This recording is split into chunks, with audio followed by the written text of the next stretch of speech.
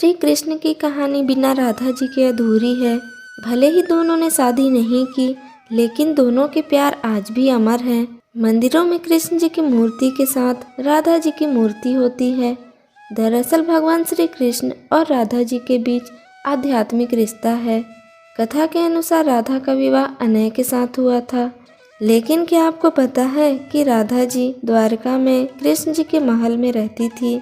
यही नहीं, भगवान श्री कृष्ण ने राधा की अंतिम इच्छा भी पूरी की थी। श्री कृष्ण से बिछड़ने के बाद राधा रानी एक बार फिर उनसे मिलने उनकी नगरी द्वारिका पहुंची। अपनी प्रेमिका को देखते ही कन्हैया अत्यधिक प्रसन्न हुए और उन्होंने राधा जी के आग्रह करने पर अपने महल में ही उन्हें देविका नियुक्त कर दिया। शास्त्रों के मुताबिक राधा रानी को द्वारिका में कोई नहीं जानता था।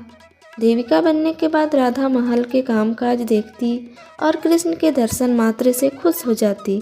राधा के मन में हमेशा एक ही डर रहता था कि कहीं वह फिर से अपने कन्हैया से दूर न हो जाए। इस बेचैनी में वह एक दिन खुद महल छोड़कर चली गई।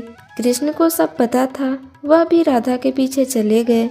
लेकिन वह राधा के जीवन के आखिरी पल थे। कृष्ण ने राधा से कुछ मांगने को कहा।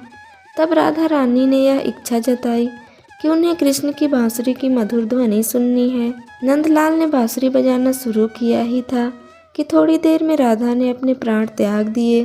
अपनी प्रेमिका का मृत शरीर देखकर कृष्ण बहुत दुखी हुए और उन्होंने अपनी बांसुरी तोड़कर फेंक दी। भगवान श्री कृष्ण विष्णु के 8वें अवतार थे, वहीं राधा जी लक्ष्मी का रूप थी।